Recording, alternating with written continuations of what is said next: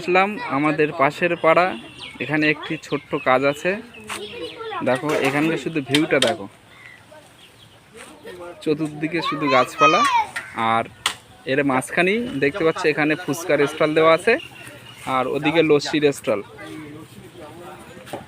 ফারুক ভাই, বলো বলো, কত পিস অর্ডার আছে ফুচকা আজকে? 1500 আছে। 1500? হ্যাঁ, তা 1500 ফুচকা তো যেই শেষ হয়ে যাবে নাকি? না হয়ে ইনশাআল্লাহ হয়ে যাবে, আমার 4টে পর্যন্ত থেকে যাবে। ঠিক আছে তাহলে পার্টি বলা আছে। ওকে, খাওয়াও।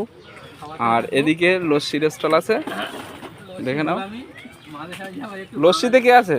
রুলামিন আছে। কই রুলামিন কোথায় গেল? ও একটু পানি আনতে। যে লস্যির স্টল দেবে এইমাত্র চলে আসলো। আজকে কত গ্লাস হবে রুলামিন লস্যি?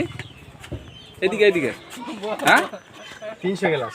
300 গ্লাস, মাত্র 300 গ্লাস আজকে লস্যি হবে। এক একজনের ভাগে তো 2 গ্লাস করে পড়বে রুলামিন। হ্যাঁ, তা প্রায়। আর এদিকে মশলা কি আছে লস্যির একটু দেখানো যাবে?